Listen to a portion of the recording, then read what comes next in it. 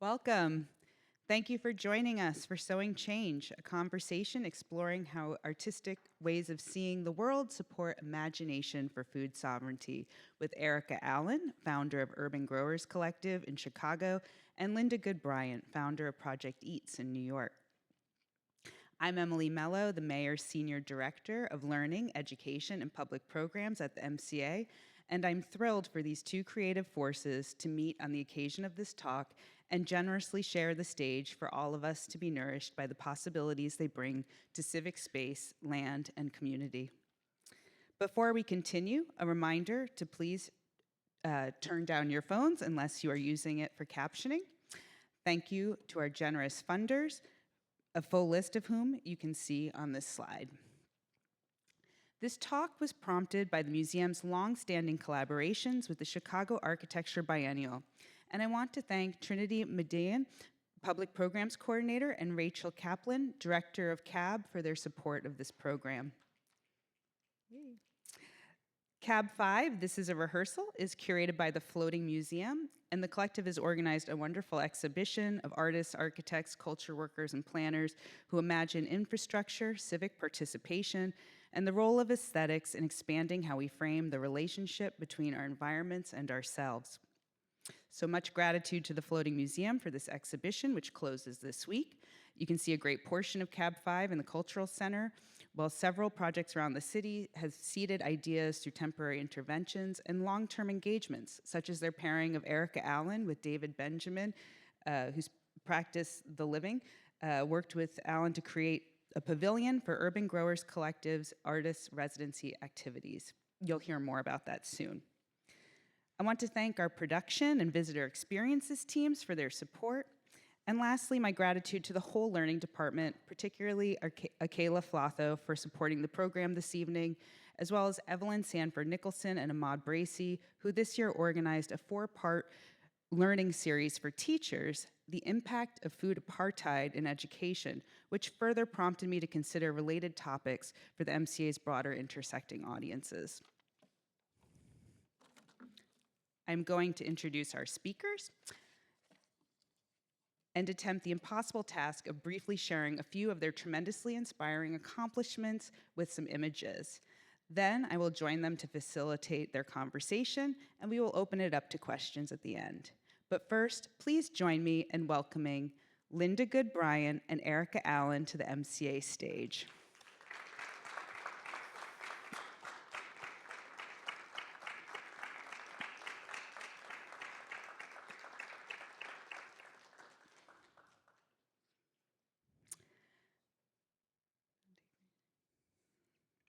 Linda Goode Bryant founded Project Eats, an urban farming initiative aimed at sustainable production in Black and Brown communities in New York City in 2009.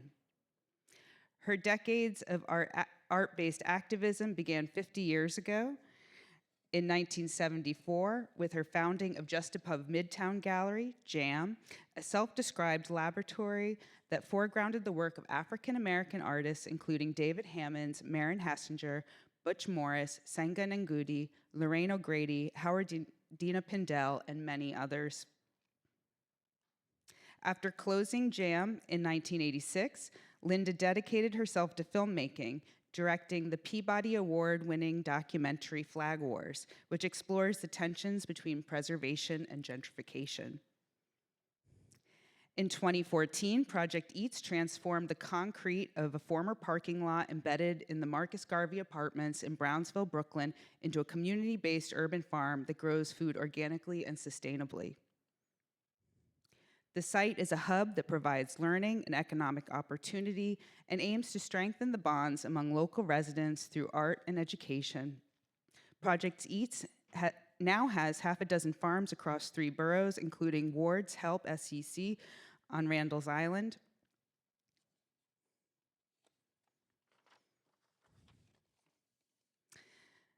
St. Barnabas Hospital in the Bronx, the Crossing in East Harlem, and Essex Crossing in Manhattan's Lower East Side.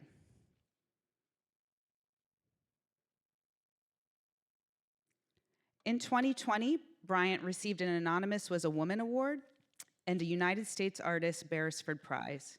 She is a former Guggenheim Fellow, and in 2021, Bryant collaborated with architect Liz Diller to create the installation, Are We Really That Different, for the exhibition Social Works at Gagosian Gallery, New York. In 2022, she was lead faculty for the Raw Academy Session 9 and related exhibition in collaboration with the Institute of Contemporary Art Philadelphia. She collaborated with curator Thomas T. Jean Lax to organize the exhibition Just Above Midtown, Changing Spaces in 2022 to 23 at the Museum of Modern Art, New York. Goode Bryant received her BA in studio art with a minor in drama at Spelman College. In 1980, she received her MBA in management from Columbia University.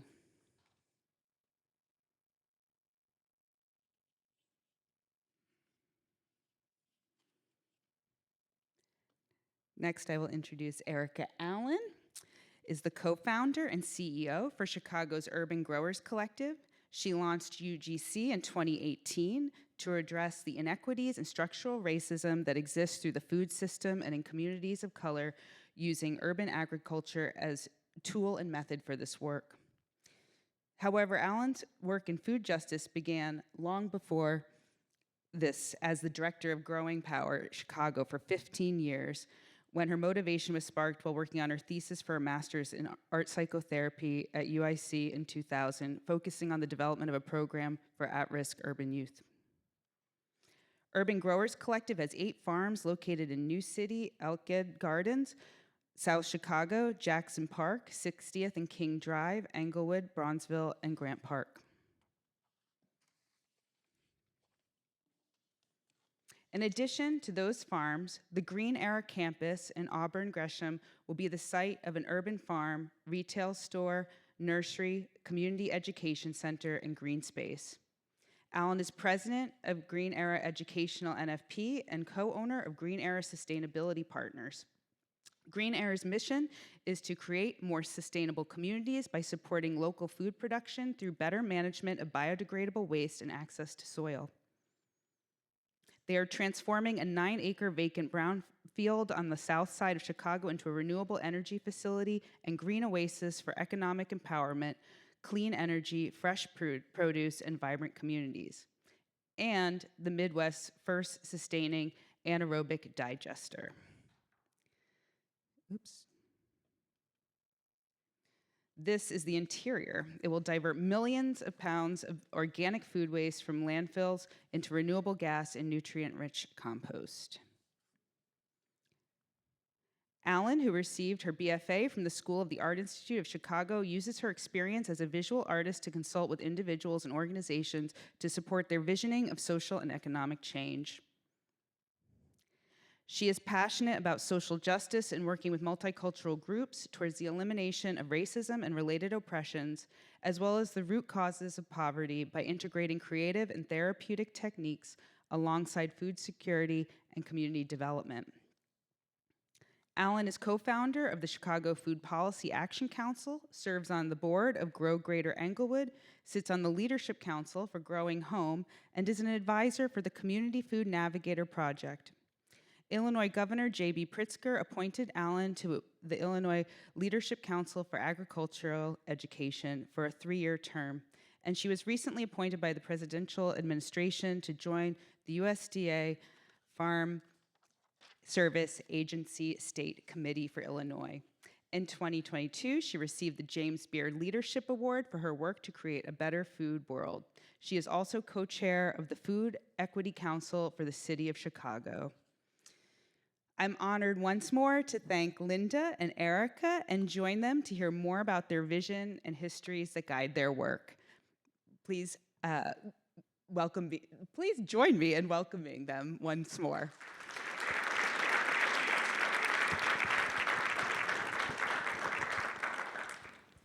Hello. Hey there.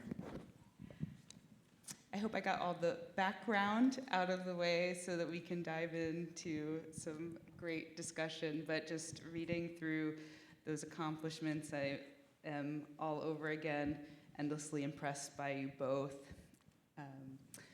I had a wonderful trip with Linda to Erika's farm and the Urban Growers Collective farm. in South Chicago today, and so that was really an inspiring way to start this day and to join you today on the stage. My first question is that I've heard both of you speak about your art-centered backgrounds and how they have led and informed your current work. And I'm wondering if you could speak about the transition or maybe ongoing relationship between making space for art and the potential for transformation you see in the landscape around you. And I'm wondering if, Linda, you might begin, since I have an image here of both just above Midtown as well as a more recent image of gathering around food. And I'm wondering if there was a particular moment you'd like to share when you kind of imagined moving from a space of gathering people around art to gathering around food. Yeah, I mean, I'll start by just saying that the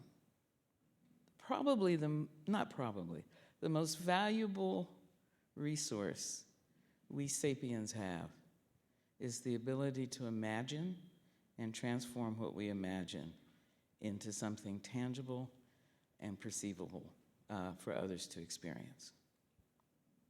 I mean, think about that. We are the only species we know of today who has that ability. So from my perspective, all of us are artists. Just some of us claim to be artists. But all of us are artists. And we have created the world we live in. I think if we want to change it, then we have to do the work of making it different in really concrete ways. I also believe that whatever an artist says is art is art. It doesn't get defined by institutions, though, you know, institutions have their role and responsibility to supporting it. It doesn't get determined by, you know, I come out of the visual arts. It doesn't get determined by galleries. It doesn't get determined by anyone but the artists themselves. This is art. So for me, Project Eats is just my current form of doing art. How that translates into what we do at Project Eats, I would give one example. During COVID, we transformed our farms into pantries to support the people in the community, communities that we work in with the food we grow through the pantry system. And in one community, on the Lower East Side in New York City, we discovered, being on the ground, that there were tensions between the different communities there. And it was a tension that made it difficult for certain communities to be able to benefit from the pantry. So without going into any more detail than that, it was a problem. And we were trying to figure out, how do we make sure everyone is getting this? And at some point, we started delivering to the communities that felt tension and did not want to deal with the community that was seeming to develop a way to get all the food. And I was talking to an artist friend of mine, and who's also a drummer, and she was telling me about being on a drum corps, or in a drum corps. And at some point she said, you can't be in a drum corps unless, you know, drum corps require everybody who's a drummer to support the drum corps. Like, you can't do it independently. You can't say, I'm going to do it my way, and they're going to do it this way. It has to be done that way. You have to depend on one another. And it hit me, and I said, wow, Janet, would you oversee a drum corps on the Lower East Side that Project Eats sponsors? And let's see if everybody who is in tension with each other come to the drum corps. And in fact, that did happen. People really got into the drum corps, and tensions have not gone away, but they have just been neutralized in a way that, where it was like really, people wouldn't come to the same space together, where everybody's coming to the same space, they're playing drums, and you know what? It's better than standing in front of people and saying you got to get along. You let them experience what it is to be together, depending on one another. So that's one aspect of how art does that at Project Eats. Thank you. Erika, I'm pulling up this image of art on the farm from 2005, but I asked the same question of you to answer however you feel moved at this particular time about how either a transition or when you saw a continued relationship or how you see it between thinking about space for art and art making and thinking about how you view the landscape and transforming the land around you and communities. Yeah, I think it's, I'm still kind of processing the sapien under, like, being the only kind of life form, carbon-based life form that we know of that can project into the future and realities in spaces that may not be, you know, kind of indigenously thought of in those ways. And I think this is one of those spaces with the slide. This piece was very much a response of why can't we grow food here? And it was literally an audacious question I asked somebody who had a lever of power and also highly creative. And, you know, it was the end of, for those of you who've been in Chicago for some time, Block 37, Gallery 37, which is one of the programs, After School Matters, that we use to employ our youth in our communities and at our farm sites.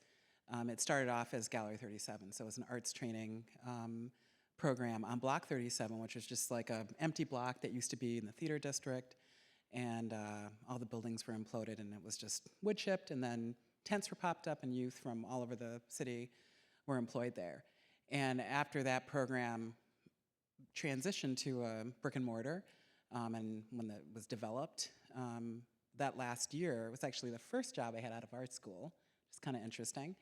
And the first project I did in urban ag was at that site. So kind of a full circle.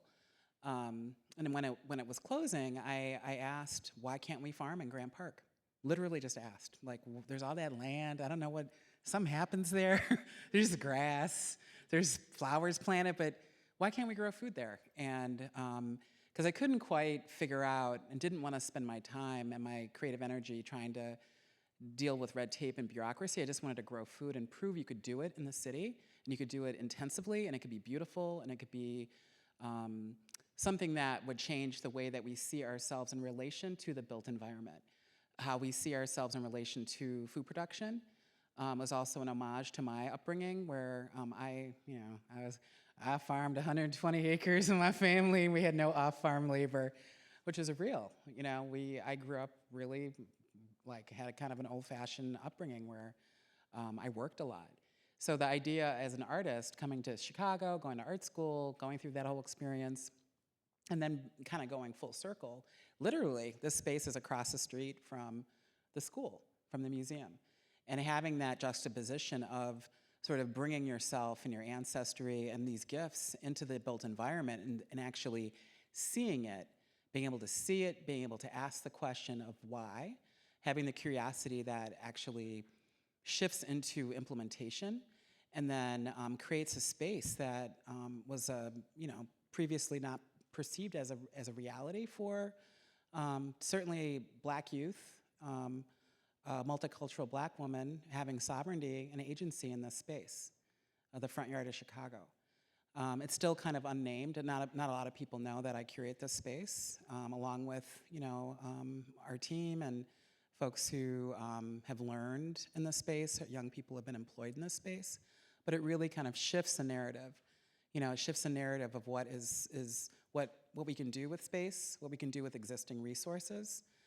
Just being able to shift from planting, nothing wrong with petunias, but planting petunias and annuals to having that same budget being used to grow food, to grow, it's 20,000 square feet of food growing space, 150 varieties of edible flowers and vegetables and culturally relevant and resonant food.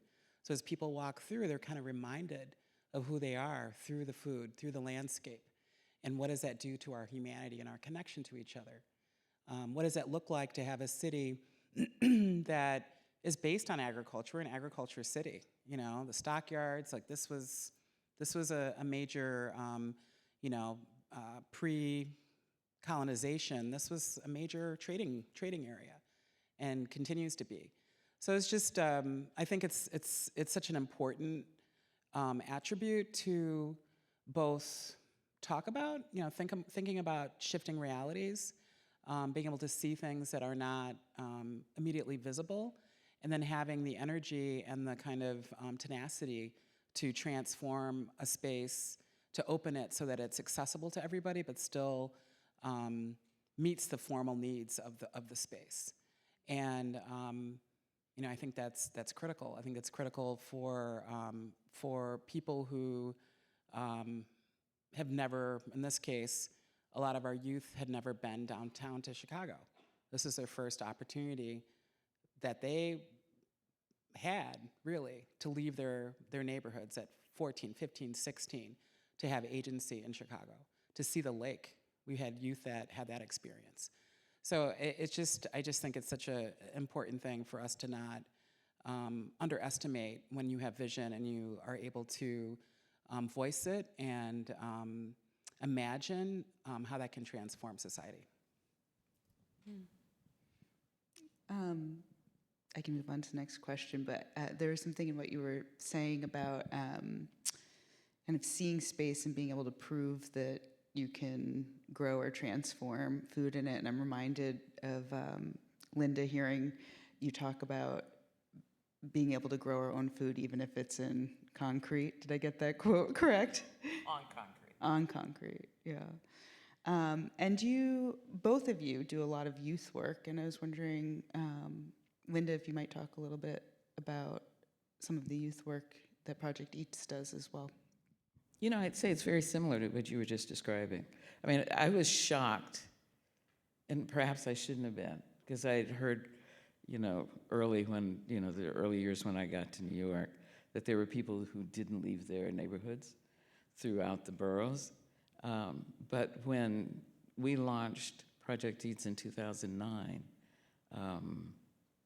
that was the case with many of the youth, is that they had never been to Manhattan. They were in Brooklyn, which is where we started farming initially. And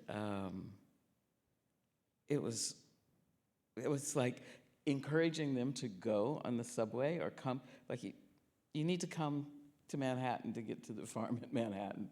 And it was like, how do we do that? It was wild. Not so much now, but it's really it was really interesting just to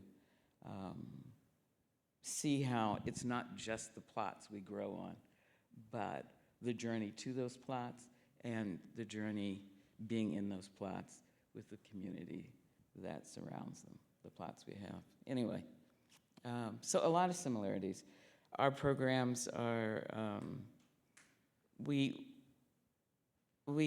work through the public schools in New York City and do after-school programming, and also in classroom programming with teachers.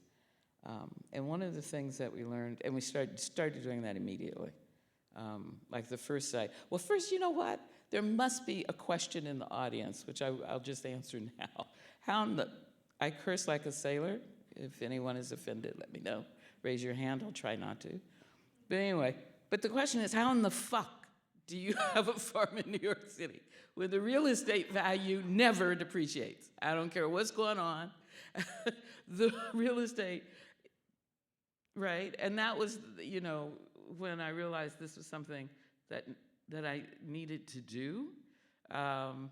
We all have 1,000 voices in our head. And the two that were the loudest was the one who says, yes, we can do this. Even if it's on concrete, we should be able to do this. And the other voice was like, bitch, have you lost your mind? You could not grow a pea in a quart milk carton. I don't know if any of you are old enough to have had the experience of planting peas in milk cartons that were cut off, the quart size. Anyway, and they never did grow. My peas never grew in first, second, and third grade. And in fourth, they didn't make you do it. And so I'm like, wow, well, why don't you shut the fuck up? Because this can be done. Well, you don't have any money. It doesn't. Use what you have to create what you need. That's what God gave all of us. Use what you have to create what you need. So we partner for land, and public schools were that. And one of the things we learned almost immediately was how many students really are experiential learners, and how that's not available in public schools anymore. It's all about the lecture. It's not about the doing. The science labs that used to be at least the one subject where you'd have to, dissect a frog, which I refused to do when I was in school, but anyway, dissect a frog or whatever.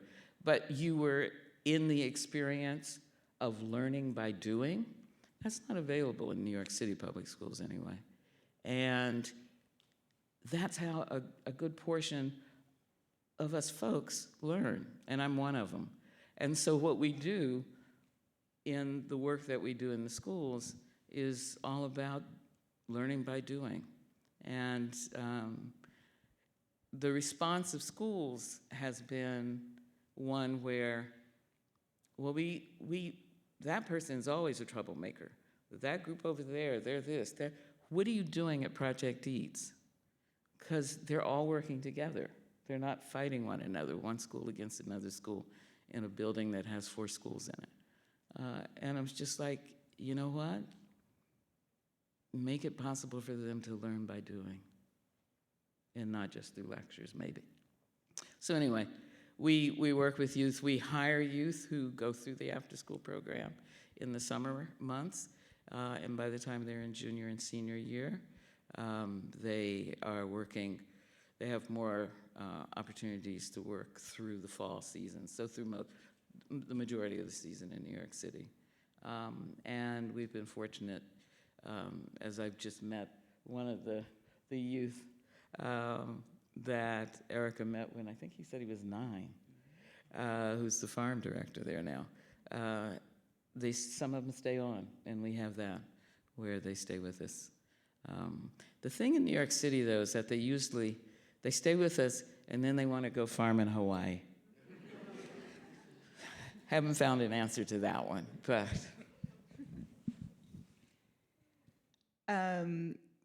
I was thinking about experiential learning and being on the farm with both of you and with Malcolm, who's touring us, and apologies to the farmers in the room because I do not have a green thumb, but when you talk about experiential learning, I will never forget what wintering over vegetables is now, because I tasted the sweetness while touring the farm of the vegetable, and this, understanding the science of it through hearing it from you and Malcolm.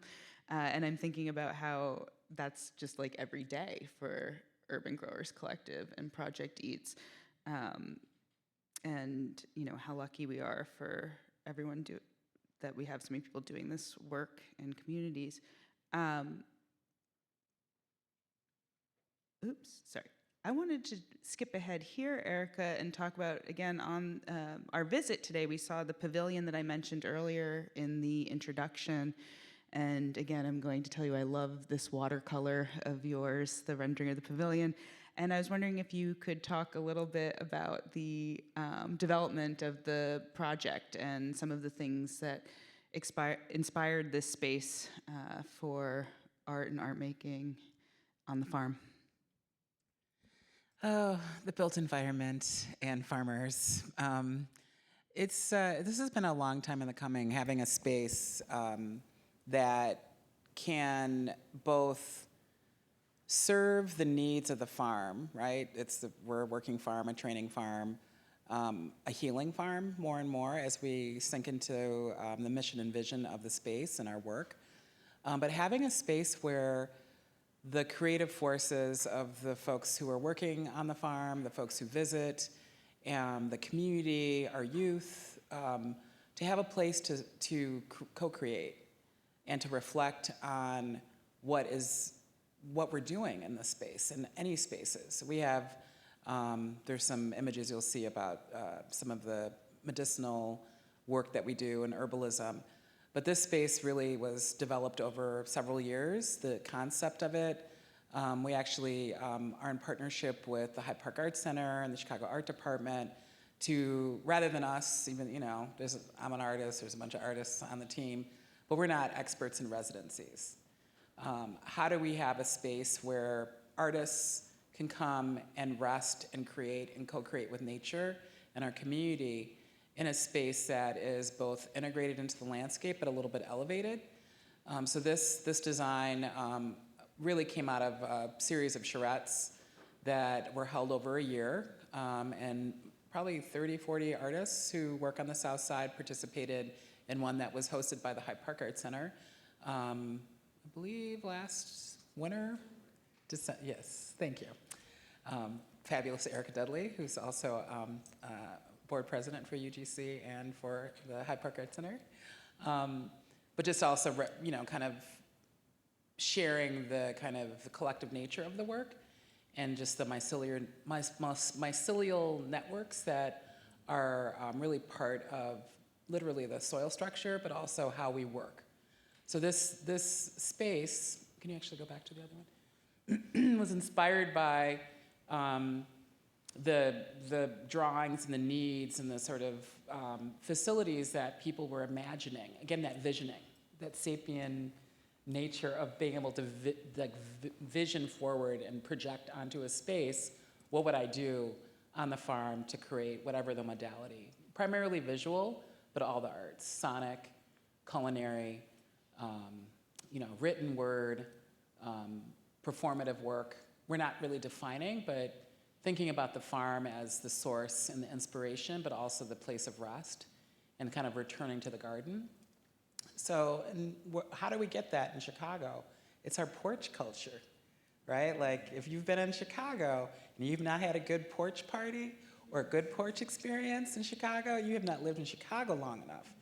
And so the idea of our Chicago porches was the inspiration that kind of came just from our limited budget, the inspiration that Floating Museum put forward for us for the This Is Not a Rehearsal, which is very much, you know, kind of a thread within the work and overall over this kind of 20, 25-year cycle to kind of culminate with this space that is basically an armature. You can go to the next one now. That will continue to develop and grow with the artists that will be in residence, the new artists that will be, I think that will be inspired to co-create this idea of like we're all artists, which I 100% believe in as an art psychotherapist as well. Everyone has the ability to make a mark, to express and to create some sort of manifestation of our humanity, and to do that in partnership with folks visiting from another part of the city, from another part of the world. You know, to be able to do this exchange is just a long dream. And to have something that will utilize hempcrete. We're going to experiment with hempcrete. I know everyone's heard about it, but have you ever really worked with it? I haven't. I want to work with it. I'm sorry, what was it? Hempcrete. Hempcrete? Like concrete, but made out of hemp. Because it's an armature. So that's part of the design that David Benjamin and his team at The Living introduced. Working with some kind of mushroom building material that you can make blocks out of, so we're going to do that as well. So really as a lab, as a space for retreat, as a space for co-creation, but really still not like building something that we're segregated from the environment, from this farm, from nature, but really creating sort of a porous fluidity within the space. I really wanted it to be circular, but the space and the budget did not allow for that. So it's on a circle. So it's a perfect circle that there's a geodesic dome that it sits right next to. So this is a kind of a square in a circle, which has all kinds of, you know, metaphysical and symbolic and amazing, I think will inspire folks who come. It's also enabling. It was really important for everybody to be able to utilize the space and to have space to rest, to kind of make that elevated journey going up and around. So it's like a Greek key, it's square, kind of square spiral kind of thing. And that, just to have it manifested means a lot in terms of just the kind of victory of being able to build something and to do that within Chicago, which if anyone's ever tried to build anything in Chicago, it's hard. It's hard to do. It's hard to find people who know how to do things without a lot of resources. And so CAB really allowed that to happen. And the process, the vision around our project wasn't finished. There was no way that it would be finished in time for all of the things, because it wasn't just about putting something up in our community to show the brilliance of an externality, right? Having somebody who then projects something onto our community. That is not how we work. That's not what we do. But being able to collaborate, to invite a different perspective, different tools, different ways of imagining space, being able to have an externality, in this case, David and his team, hear and listen and thoughtfully respond to what we all created, that call and response, was very much part of how we work. It's how we respond to nature. When we see something happening with a plant or some new thing, we respond to it. So being able to do that as a practice, and also to do it in a way that it builds a foundation for deeper and deeper community engagement, rather than superficial placement, which was a critique that many community folks have had over the years with things that pop up and then leave, because that happens a lot with our communities, especially Black and Brown and limited resource communities. So this is exciting. It's exciting to see it manifest as an icon. The dome, the geodesic dome, was built by men who were formerly incarcerated, who were transforming their lives, who had never built anything before, and built this geodesic dome. And as an icon of what we can do when we have support, when we have resources, but then as a monument to that perseverance. So this is similar to that, and it's exciting to see, and it's just to journey up, and just as a metaphor for the kinds of things that we can do together when there's intentionality and there's patience and there's trust in our ability to manifest change and to shift and shape reality. And in this case, this built environment or physical space. Thank you. I'm thinking about what you were saying in terms of thinking about the space of an exhibition, and so often biennials or fairs or big events or within museum spaces, projects come and go. If they're temporary, you hope that they leave a lasting impact. This is such an interesting way to think through an exhibition as something that actually is creating something with a long-lasting impact in the form of a physical structure that will remain on the farm. And so I'm thinking, Linda, to your experience most recently, the really wonderful exhibition of Just Above Midtown at MoMA, and maybe some of the hesitation or the question of can JAM, this wonderfully influential space with such an important legacy, live within the institution for a moment? And I certainly, and I know a lot of people were impacted just in seeing over time the legacy of JAM and the stories and the work of so many artists that we know today that have been known to JAM for 50 years and that community. And I am thinking about how at the same time that exhibition was up, you were also turning to art commissions for Project Eats. And I was wondering if you could talk a little bit about the commissions that began and grew out of that time. And, oops.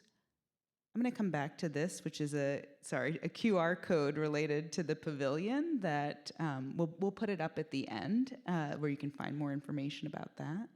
But I want to now turn to some of the artist commissions that you have been doing, some of which dig into your history with JAM, such as with Maren Hassinger, who's seen here with you on the rooftop of Essex Crossing and the sculpture that she's made for that space. Yeah, I just want to do, before I do that, you used the word institution 2 or 3 times in that question. And institutions are difficult to work with and to work in. And so, and what do I mean by that? Something happens when we start to grow, and I think it's something that all of us have to deal with. What happens to the organization and its purpose and intent and its heart and its soul when growth happens. And the default button is you become an institution. And the days you used to spend just building relationships and being with people in the community get taken up with raising money. The days where you're actually working side by side with the people that you want to be with, you're dealing with bureaucracies just to be able, every day, to be able to do it the next day. And I just say that for any of you who have experienced the frustration of finding a balance. It's real, and we all must find a way to deal with that realness in ways that we don't compromise or lose the very thing and reason we do what we do. It's very easy. It's a slippery slope.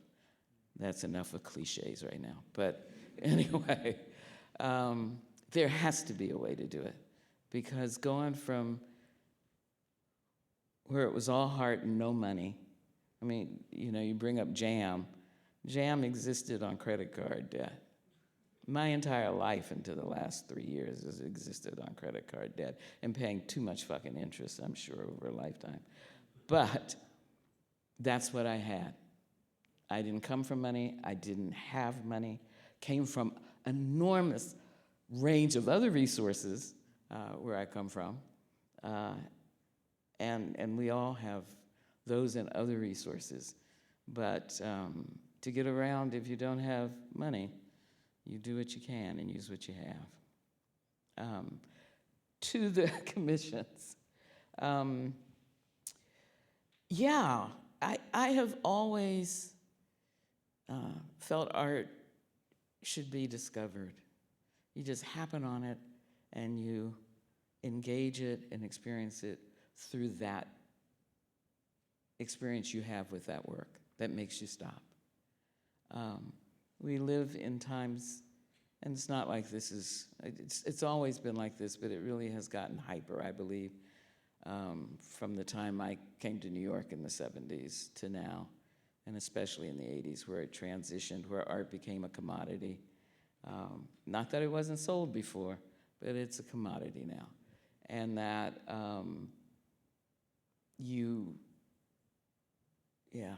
the heart and soul of why we do what we do has been somewhat tarnished by this incessant need for more and more and more and more and more money. And that takes place in institutions. Thank God the labels are coming down now, but there was a whole period of time you go into a museum, you couldn't see the work for the fucking labels. I kind of do this, please, label, go away. I want to experience this on my own. And that's what art is, something that we each experience on our own. So I want to do that in communities that we're farming in. So not public art, which calls attention to itself, just plot it down there. Let it be like a bodega or the mini bodegas, right? It's just there. And if it makes you look again and come over to it, have a ball. Have a ball with it. So this was part of it. This was Marin's installation on the Lower East Side roof. And right across the street where all of this trillion-dollar development is going on the Lower East Side, Essex Crossing, right across the street from our farm. And in fact, the brick that's right behind that shop in the background is public housing. So you have all these residents that have been in that public housing for years and years and years and years, who are watching a new neighborhood being built around them that they have no access to. And the fact of the matter is, Project Eats, we're about the folks in the NYCHA housing more so than we are in the condo across the street or the tower above us. And so I thought, and we always, if you know New York, for those of you who know, we know our neighbors through our windows. I mean, I swear to God, we do not use curtains. You can see all kind of shit through people's windows. You know your neighbor through a window. And we're constantly looking out at windows. And I said, what if they look out their windows and discover that, right? And so that was the idea. How do you make it accessible to anyone and everyone, even folks just looking out their windows and saying, yo, what's that? Let me just explore that. Folks can also come up on the roof, but there are the invisible barriers where the folks in NYCHA housing are not going to deem themselves to go across the street, to go in Essex Crossing. They don't have anything to do about it. This shit doesn't care about me. I don't care about them. So how do you bridge those things? How do we, going back to something you said, it's about how we relate to one another. I'm not quoting you, but it was the sentiment of that. I think so much of the work that we do is about relationships with one another, and is probably the core and reason that we do it. That actually is related to my next question, which you both touched on quite a bit, but I'm thinking about turning over to some of the kind of values that guide your work, the things that nourish it, and one thing that I'm impressed by both in your histories and current work is collectivity and partnership, and really all kinds of collectivity and partnership, and looking for and seeing those opportunities around you in different places. And I'm wondering if you'd talk about that in scalable ways or different types of relationships that have helped you to move this work forward. I mean, none of the work can happen without people. And, as Linda shared, this work, now it's like everybody wants to be a farmer, everyone wants to grow. It's a thing, which is fantastic. But it requires time. It requires physical, kind of skills that, just technique. It's like any other discipline, but it requires people and people cooperating, people working together. I think urban ag is incredibly interesting because it is that kind of, it gets people out of their spaces, and and to reimagine how we relate to each other. Like I love, and just even in preparation for our time together, this idea of passive engagement and collectivism, by being able to see something and to be able to feel part of it, even if I'm not feeling like that area is for me because of economic or racialized redlining around that's for them, this is for us. The Grant Park space, that was such a critical nexus for folks to be able to begin, and in this case, young people, to see themselves in other spaces and agency, and part of that was how we empowered them as members of our team, right? So not only do you have agency in this space to learn and grow, you're in charge of the space. And just I think giving that kind of power back to our young people, to our communities, and being able to look through that lens creates new realities. It creates new paradigms for how we relate to one another. As a training I'm real big on training and apprenticeship and learning from people. I think it's an important part, definitely, of the African and indigenous diaspora. You learn from your elders, and you not just some kind of white supremacist European keep your mouth closed, all that kind of stuff. Not that, but very much there is an important thread of lineage when you learn from elders, and that youngsters energize elders. So that cyclical nature, which really reflects nature, is re-embodied. And the kind of discipline, the structure, the consistency to grow food that not just for recreation, but that it's going to a market, that somebody's counting on that, and reinstills a sense of responsibility and collectivism that we lost through the terror of the Great Migration, which was terror. It was not like, well, I'm looking for a new job. It was terror. We lost our land. And I say we, like, imagine, all of you listening, like your ancestors and whatever the dynamic nature of your ancestors and their story and their narrative, to be able to re-script that and to do that collectively does change the collective consciousness of an entire community. I run into young people, and at the time, like, there had not been this experiential learning. There wasn't a space for this in the kind of environs. It was usually folks not from the community coming in and doing good, as opposed to like really like, this is, working in Cabrini Green and like building a farm on top of old basketball courts and proving we could do it, both to the affluent community who was funding our work and folks living in the row houses and the towers, which are now, towers don't exist there anymore, but they did at the time, was that relational building. And it really required trust, it required re-scripting what the work was, but also a fair amount of discipline. Discipline in the context of setting new boundaries that weren't abusive, that were infused with like, this is what we have to do to care for these plants and each other. And that really netted to being a transformative safe space where all kinds of lives were saved. Because I could rethink my relation to another teen who lives in the wrong block. And I don't do the gang thing. Like, I don't really like kind of ignore it. I'm an ignorance is bliss with all that. I'm like, colors or some kind of something.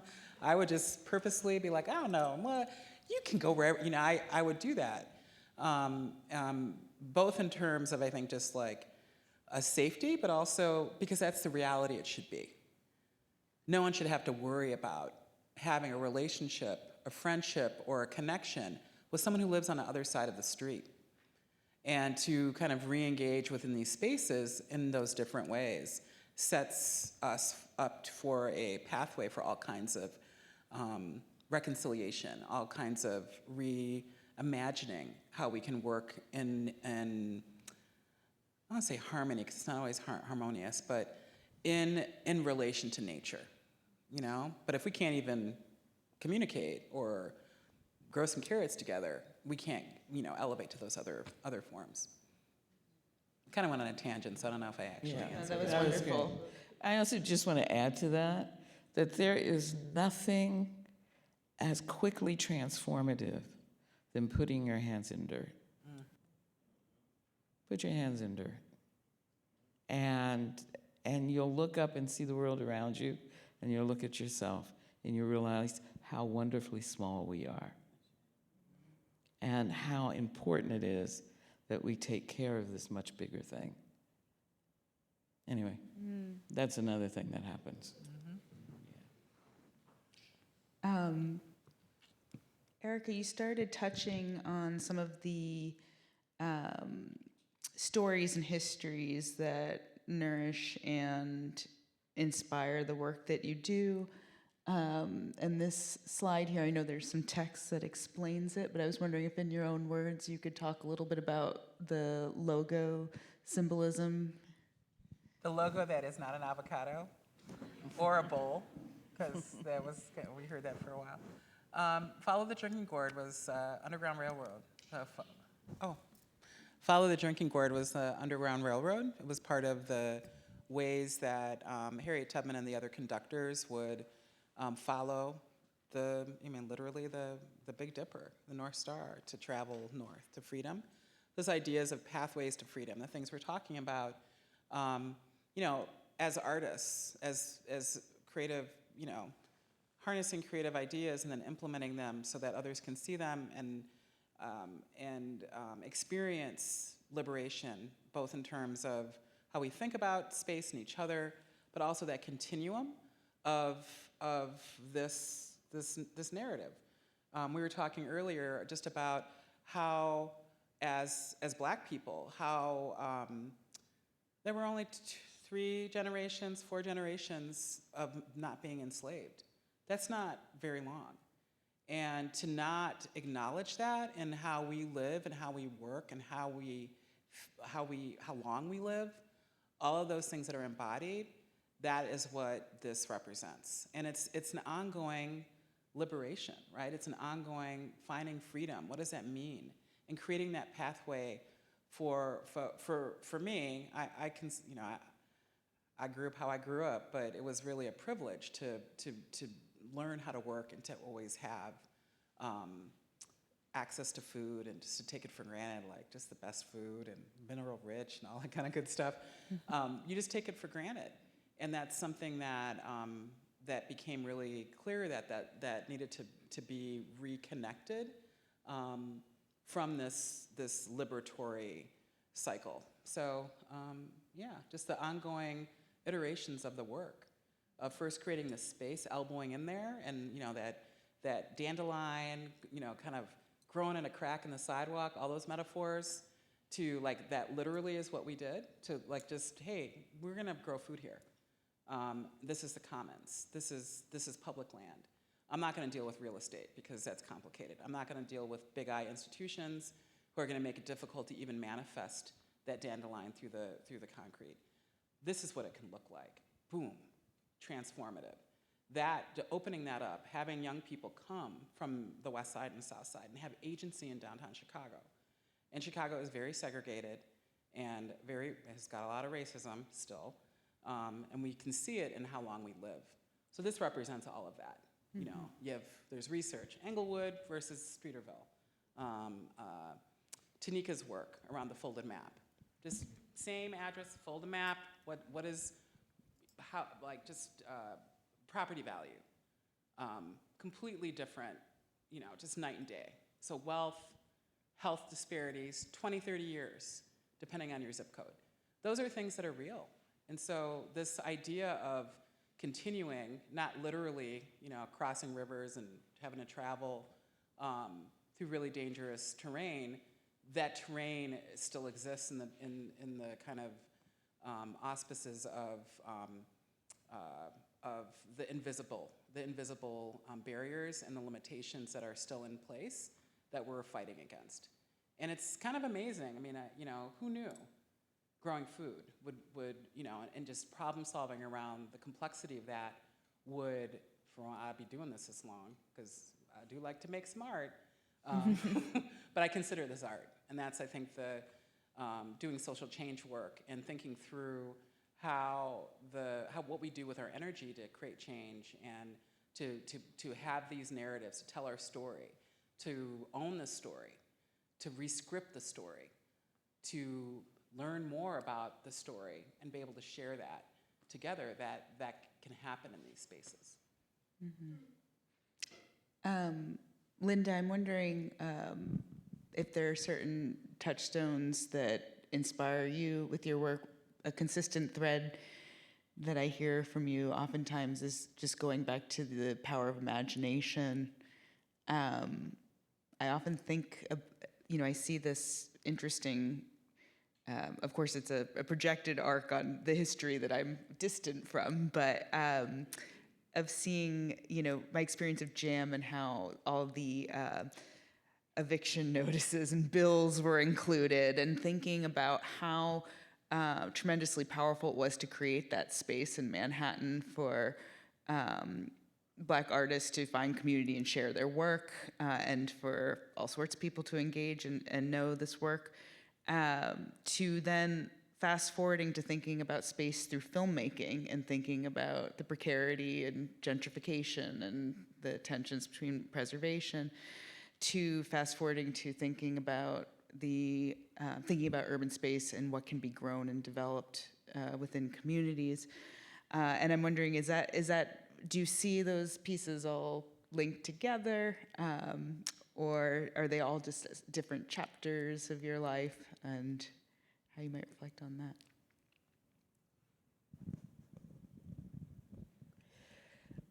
Jam got started as a result of I was director of education at the Studio Museum, and that meant that I was overseeing the artist residency program.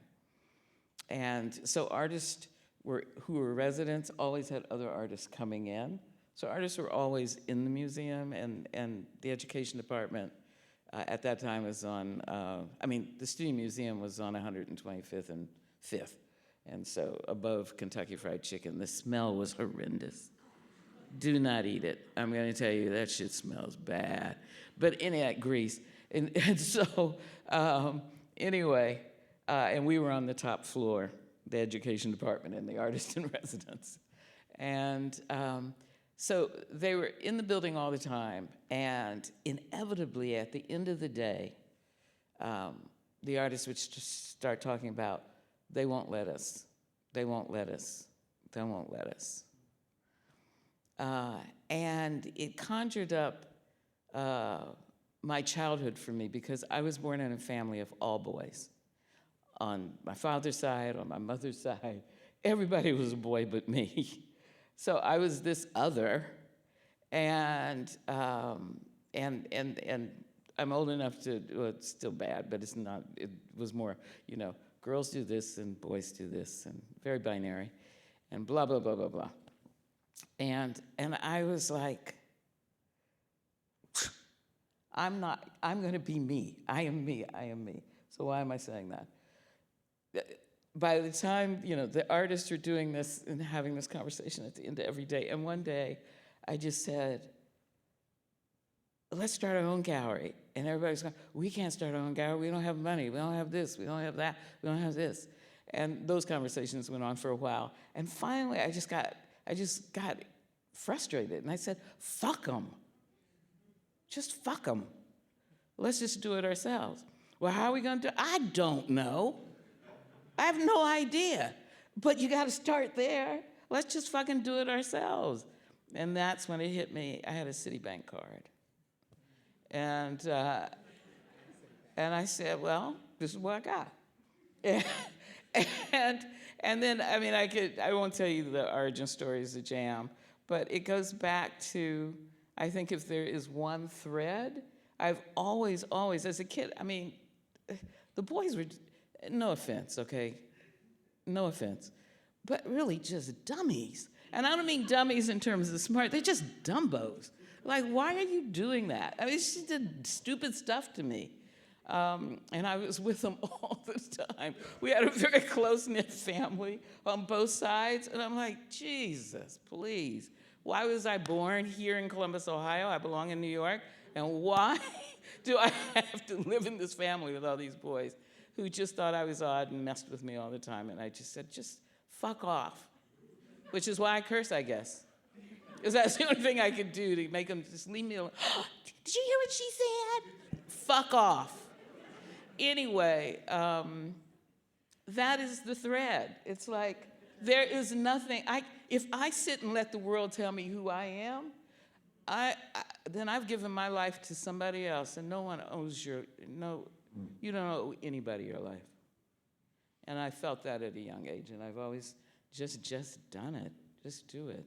And I'm saying, it's because we got this amazing resource, our ability to imagine and transform what we imagine into something tangible or perceivable by others. That shit is the most valuable thing that we got, and we sleep it every day. Pay attention to it. Thank you for that. I want to make sure that you have time to ask each other questions if you have anything on your mind, and also open it up to our audience, who I'm sure have some questions. Akela will be bringing a mic around if you raise your hand. Any questions?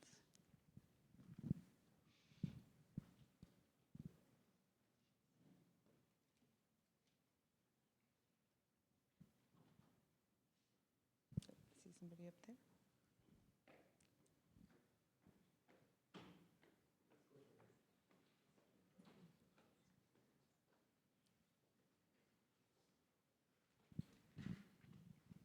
Good evening. There is this quote by Bell Hooks, and she says, "Imagination is necessary for breathing into the capacities of infinite alternatives." So I really appreciate you saying that and seeing it as a seed to grow from, metaphorically and literally.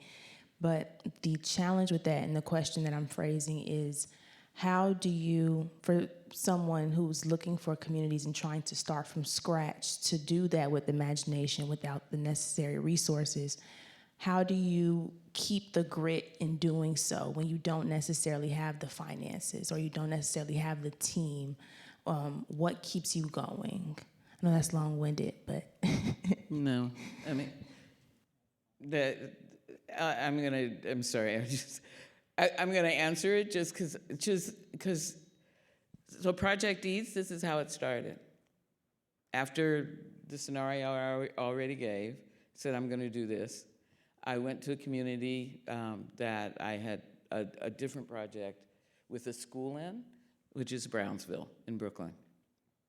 And I was looking for plots. And at some point, there was this guy who came across the street and said, "What are you doing on this plot?" I go, "I want to start a farm." And I deliberately sounded like I was crazy and from Ohio. "I want to start a farm." And it was like, "Oh, well, you want to do what?" And he took me to his boss, right? I had nothing. I had no money, no nothing, right? I was a filmmaker, for Christ's sake. You got no money. Independent filmmaker. So anyway, and so he took me across the street and introduced me to his director, Fortune. This is good luck. The director said, "I'll see her." Who is this person? So I went in, the director saw me, and he goes, what do you want to do?" "I want to start a farm." "Where do you want to start a farm?" "On the lot across the street." He said, "Well, we manage, that's our lot," right? And I go, "Okay." And he goes, "Yes." So the first thing you need is a yes. All right. The only other thing that I had was a hammer and a gallon plastic milk bottle. And I had a young man who volunteered. I knew him growing up, and he said, "I'm going to help you with this." So here we are in this lot. There are trees that have dead limbs and all kind of stuff, and we got a hammer. So I'm like beating limbs off the tree with a hammer, and he would beat limbs off the tree with a hammer, and so the neighbor next door like comes out. Now, the neighbors, when they said, "What are you doing?" when we first started, I mean, this is like within several days. It was like, "We're starting a farm." "Why would you start a farm here? What are you doing? This doesn't make any sense." And you know, we have this way of like that. So their arms are across their chest. And I said, "Yeah, we're gonna start a farm." So anyway, so this neighbor who had several days before said, "Why would you do that?" came out and he goes, "Ever used a saw?" And I looked at the brother and I said, "I don't have a saw, I got a hammer." And he goes, "Well, I have a saw. Would you use it?" I said, "If you show me how." So then we had a saw. Then another neighbor came out because we were watering, we were putting seeds in them, watering them with this gallon. We actually ended up with 2 gallons. Somebody left a gallon of milk, an empty gallon of milk, you know, the container. And so anyway, and so we're doing this, and a few days later, a neighbor, also down the street, or a couple of doors down, came over and said, "I got a hose that'll stretch 100 feet. Yeah? If you want, you can use the water from my house." I said, "Okay." I'm not going to keep building on this story, but that's how it happens. Most important, though, in the community I'm from and the community we work in, you've got to prove it first. And one of the wonderful things about growing food is that within 45 to 60 days, you got green stuff popping up. So the no-sayers in the beginning, within 60 days, you turn them around. It's very important to do that you're just not using words, you're actually doing it. None of what I just said to you required money.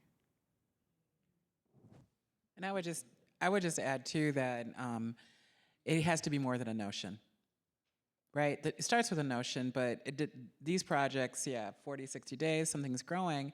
But if you're doing community-based activation, you have to keep showing up and not wait for the money to come. The money will come, the resources will come, but just to be able to imagine, ask questions, invite, why can't I do this?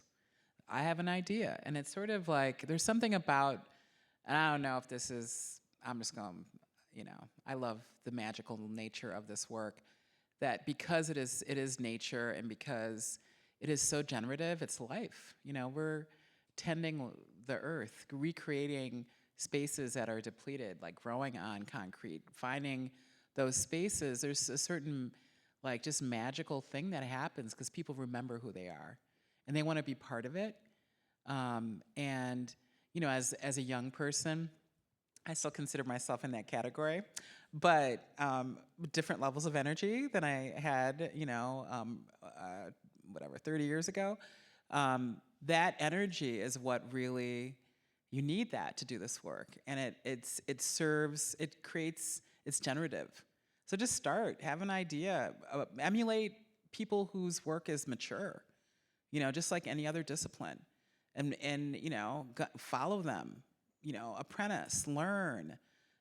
People who really do this work want that. They want to see their work continue. They want to not just have a legacy that is attached to them, but to see that passion being ignited in the next generation. So find people you admire, show up, volunteer, bring your hammer to a saw, show up. And it's amazing what happens. They know that you're serious, you're committed, you're determined, and that is that's a drug for other people. People get high and believe and trust and throw themselves into something they thought they would never do. We have a question up here and then down here. So the theme of the biennial this year is this is a rehearsal. And so as you all have been making your current gestures, right, on the landscape with your work, what futures are you all creating? What are you all rehearsing for right now?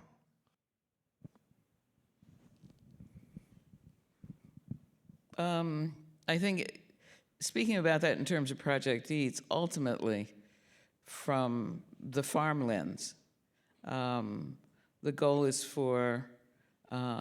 to create community-based food systems around cities and throughout this country and throughout the world. I believe food should be grown. There should be food grown in the communities where we live, and that we should be growing it for ourselves and for the larger community. But we should be doing that. It's an essential thing. We give over the shit that we need to survive. We give it over to somebody else and then pay for it. I mean, we need it to survive. And so from that perspective, it's that. For me as an artist, it really is coming from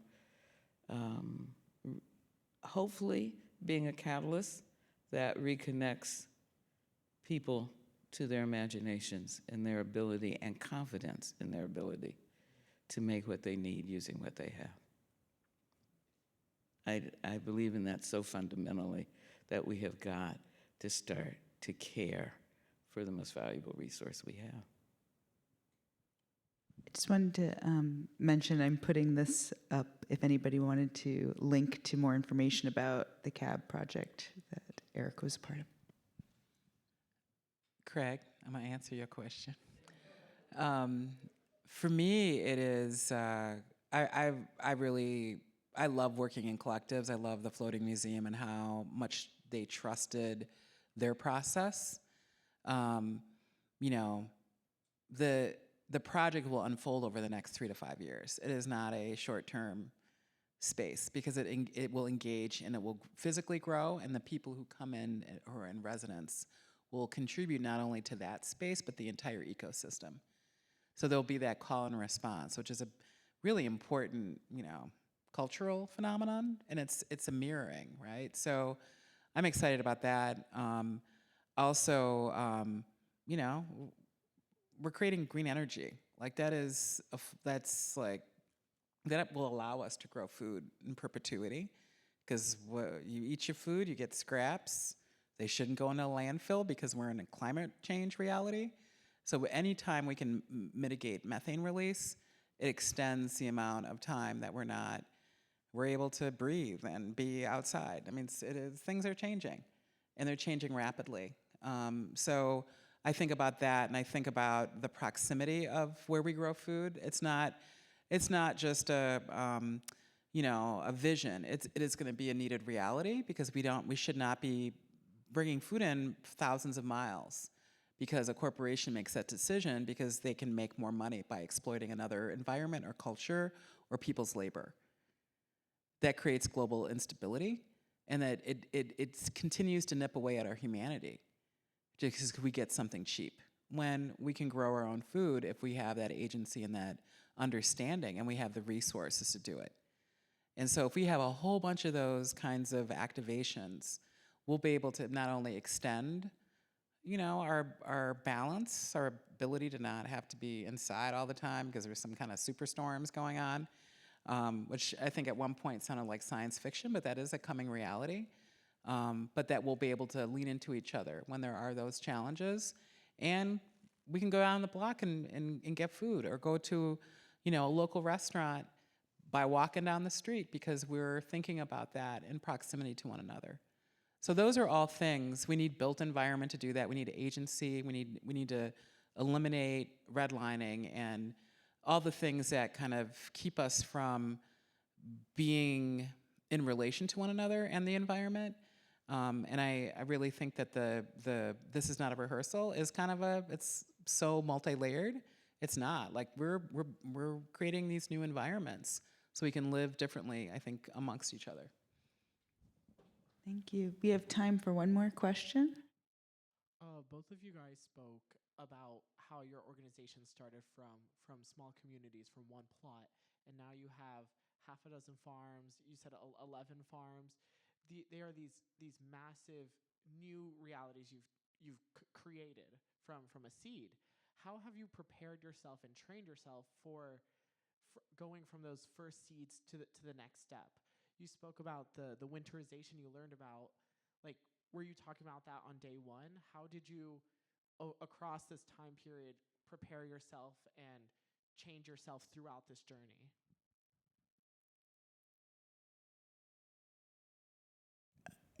I almost turned it back to you.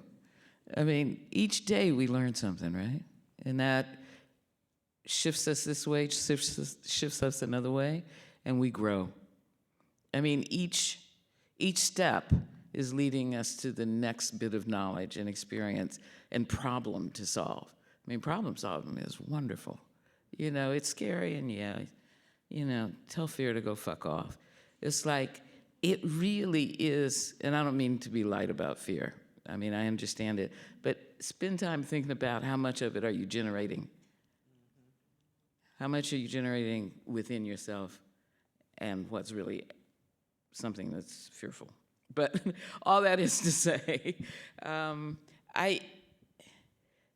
you just grow, and opportunities come. The example I gave earlier, examples Erika has given, people will show up. Like, people will come. It's like, and what you need will eventually be there. Not necessarily on the day you need it and you want to cut your wrist. No. Okay? But if you're determined and compelled, and this is what you've got to do, it's going to work out, I think. I don't know. I mean, yeah, and is it hard? Shit, yeah. Some days when you don't know how you're going to do this and do that, it's hard. But, when you get through it, you feel like you just grew another 10 feet.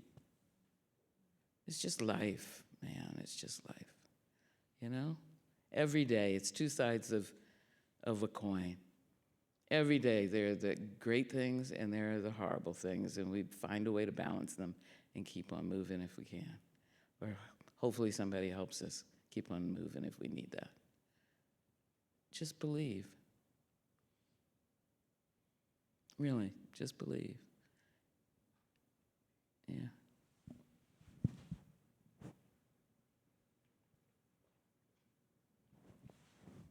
I think that might be a really wonderful note to end on and to leave that thought in the room. I want to thank everyone for joining us tonight, especially Erika and Linda. Thanks so much. Wonderful concert.